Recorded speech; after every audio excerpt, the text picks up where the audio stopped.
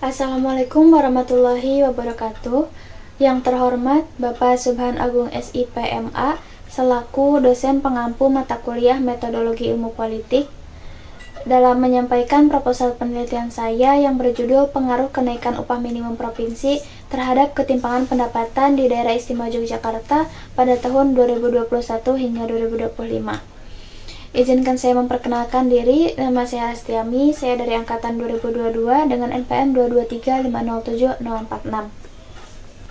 Pada bab 1 pendahuluan dengan latar belakang, salah satu tantangan utama yang umumnya dihadapi oleh negara-negara berkembang termasuk Indonesia maupun negara maju lainnya adalah masalah kesenjangan ekonomi, yang mana ini berdampak pada kesejahteraan masyarakat yang terlihat dari distribusi pendapatan yang tidak merata antara kelompok berpenghasilan tinggi dan juga kelompok berpenghasilan rendah.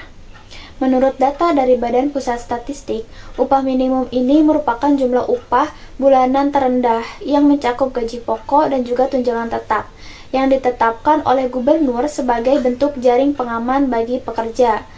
Upah minimum provinsi ini merupakan ketentuan upah minimum yang diterapkan secara merata di seluruh wilayah kabupaten dan kota dalam suatu provinsi. Pemerintah daerah Yogyakarta dalam Peraturan Menteri Ketenagakerjaan Nomor 16 Tahun 2024 secara resmi menetapkan upah minimum provinsi tahun 2025 sebesar Rp2.264.000, yang mana ini mengalami kenaikan sebesar 6,5% atau sekitar Rp138.000 dibandingkan tahun sebelumnya. Daerah Istimewa Yogyakarta ini menempati peringkat ketiga dengan jumlah upah minimum provinsi terendah di Pulau Jawa pada tahun 2025 setelah Jawa Barat dan juga Jawa Tengah. Ini berdasarkan data dari Badan Pusat Statistik Indonesia, yang mana hal ini bisa mencerminkan rendahnya biaya hidup di kawasan DIY. Penetapan upah minimum provinsi tertuang dalam Keputusan Gubernur DIY Nomor 477/Kep/2024 mengenai upah minimum provinsi tahun 2025. Sekretaris Daerah Sekda bernama Beni Suharsono mengatakan bahwa penempatan upah minimum provinsi ini telah memperhatikan amar keputusan MK Nomor 168/PUU XXI tahun 2023. Dengan mempertimbangkan kepentingan perusahaan dan juga pekerja atau buruh, serta prinsip proporsionalitas untuk memenuhi kebutuhan hidup layak atau KHL bagi pekerja ataupun buruh. Akan tetapi, hal ini menuai sedikit kontra karena upah yang diterapkan ini dianggap masih jauh dari besaran KHL, di mana upah tersebut mencerminkan upah murah dan tidak mencerminkan nilai dan kontribusi buruh dalam produksi barang dan juga jasa. Upah murah ini dianggap sebagai ketidakadilan dalam sistem ekonomi. Daerah Istimewa Yogyakarta dengan predikat istimewa, seharusnya gubernur ini dapat menempatkan besaran upah minimum yang dapat mencapai KHL, karena Yogyakarta juga masih memiliki permasalahan terkait ketimpangan ekonomi dan juga kemiskinan. Dan dalam hal ini, upah murah ini berpotensi memperburuk ketimpangan sosial dan juga ekonomi di daerah Istimewa Yogyakarta. Selanjutnya ada rumusan masalah, di mana berdasarkan data upah minimum provinsi yang menempatkan Yogyakarta sebagai provinsi dengan upah minimum terendah di Pulau Jawa, serta data yang menunjukkan bahwa provinsi Yogyakarta ini memiliki tingkat ketimpangan ekonomi tertinggi di Indonesia. Dari latar belakang tersebut dan juga rumusan masalah tersebut, maka timbul pertanyaan penelitian, yakni seberapa besar atau seberapa pengaruh kenaikan upah minimum provinsi atau UMP terhadap ketimpangan pendapatan di daerah istimewa Yogyakarta pada tahun 2021 hingga tahun 2025. Adapun tujuan penelitian ini yakni yang pertama untuk mengidentifikasi pengaruh kenaikan upah minimum provinsi atau UMP terhadap ketimpangan pendapatan di daerah istimewa Yogyakarta selama periode tahun 2021 hingga 2025 dengan fokus kajian terhadap ketimpangan distribusi pendapatannya dengan menggunakan data pengeluaran.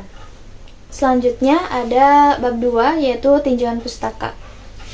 Berdasarkan pasal 1 ayat 3 Undang-Undang Nomor 13 Tahun 2003, upah adalah hak pekerja atau buruh yang diterima dan dinyatakan dalam bentuk uang sebagai imbalan dari perusahaan atau pemberi kerja kepada pekerja buruh yang ditetapkan dan dibayarkan menurut suatu perjanjian kerja, kesepakatan, ataupun aturan perundang-undangan, termasuk tunjangan bagi pekerja, buruh, dan keluarganya atas suatu perjalanan atau jasa yang telah atau akan dilakukan. Adapun teori yang digunakan yaitu teori upah efisiensi. Nah, dalam teori upah efisiensi atau efficiency wage ini dijelaskan bahwa peningkatan upah dapat meningkatkan produktivitas tenaga kerja. Teori ini didasarkan pada beberapa alasan. Yang pertama, upah berpengaruh terhadap asupan gizi pekerja.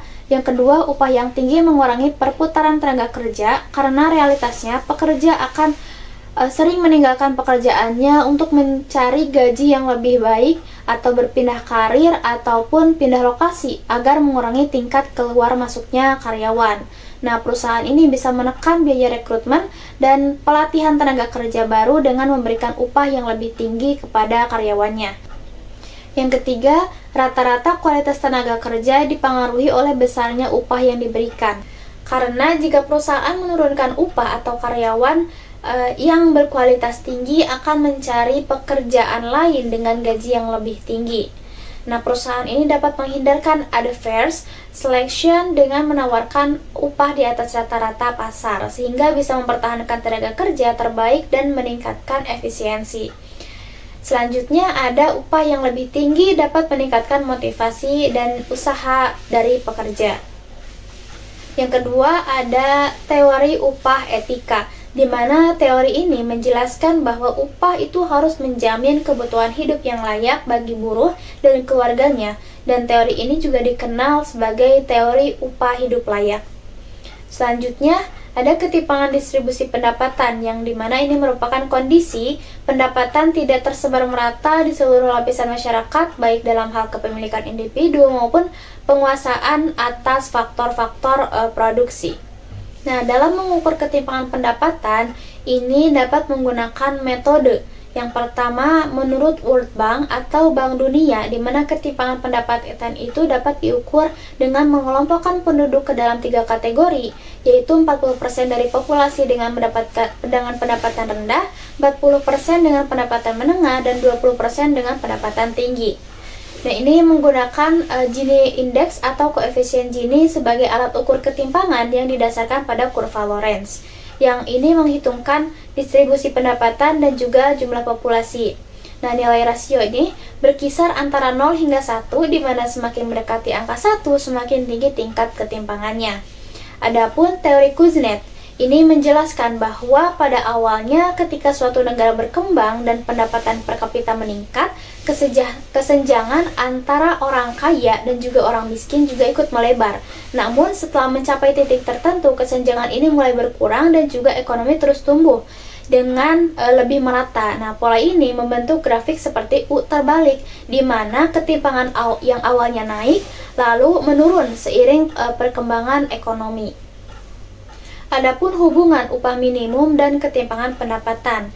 Nah, upah minimum ini menurut ekonomi neoklasik dapat meningkatkan ketimpangan pendapatan karena mengurangi permintaan tenaga kerja dan berpotensi menyebabkan pengangguran dan juga meningkatkan harga tenaga kerja. Sedangkan menurut ekonomi institusional ini menyatakan bahwa upah minimum ini mengurangi ketimpangan dan distribusi pendapatan lebih adil, menurunkan keuntungan perusahaan, dan meningkatkan upah pekerja berpenghasilan rendah. Selanjutnya, dalam kerangka pemikiran, variabel X yaitu kenaikan upah minimum provinsi atau UMP, yang mana ini merupakan kebijakan pemerintah untuk meningkatkan kesejahteraan pekerja dan dengan menetapkan standar upah minimum, di mana variabel Y yaitu ketimpangan pendapatan ini mengukur seberapa merata distribusi pendapatan di masyarakat. Nah, kenaikan UMP itu dapat mengurangi ketimpangan pendapatan, tetapi juga berpotensi menimbulkan efek negatif seperti pengurangan tenaga kerja atau kenaikan harga barang dan jasa yang justru dapat memperburuk ketimpangan ekonomi. Selanjutnya ada hipotesis penelitian. Yang pertama, hipotesis alternatif, kenaikan UMP ini berpengaruh signifikan terhadap ketimpangan pendapatan di daerah istimewa Yogyakarta. Yang kedua, hipotesis nol, di mana kenaikan UMP tidak berpengaruh signifikan terhadap ketimpangan pendapatan di daerah istimewa Yogyakarta.